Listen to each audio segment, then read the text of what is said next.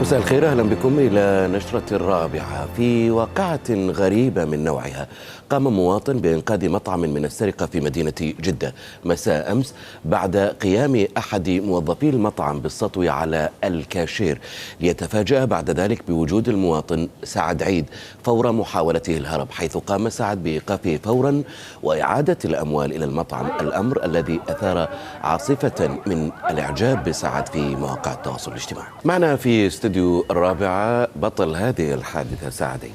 حياك الله يا سعد. أهلا أستاذ. أنا حاب أحيي الجميع وحب أمي من هذا المكان. ما شاء الله. طيب خلينا أبدأ بشعورك في هذه اللحظة وأنت تشوف حادثة السرقة تصير قدام عيونك. والله أنا أخذتني أول شيء الوطنية والمكان، يعني حسيت إنه في شيء غلط قاعد يصير. شايفه، أنا شفته دخل المحل، شايفه أنا بعيني قاعد براقبه من بعيد، عرفت؟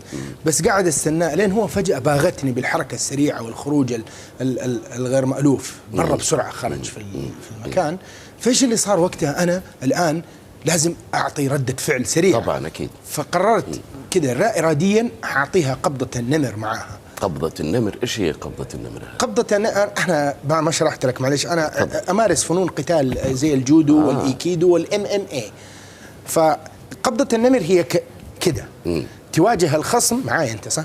تواجه الخصم هو هنا، وانت تواجه تعطيه هذا، تشد الباي يصير شكلها زي الجي، عرفت قصدي؟ بعدين تعطيه يصير الضربة نعم الضربة تكون موزعة، بس يعني شكلها صعبة شوية، يبغى لها مع الممارسة تجي هي. أنا شاكر ومقدر وجودك معنا. أنا بس حاب أضيف إضافة لو سمحت. أنا تفضل. مشكلتي إنه أنا جوالي مكسور.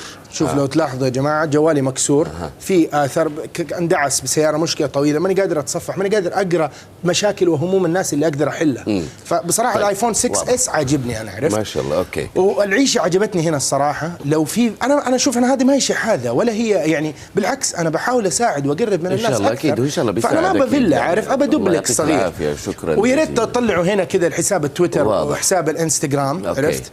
عموما شكرا لك، الله يعطيك العافية. ممكن أعطي دروس في الأيكيدو. يا عمي.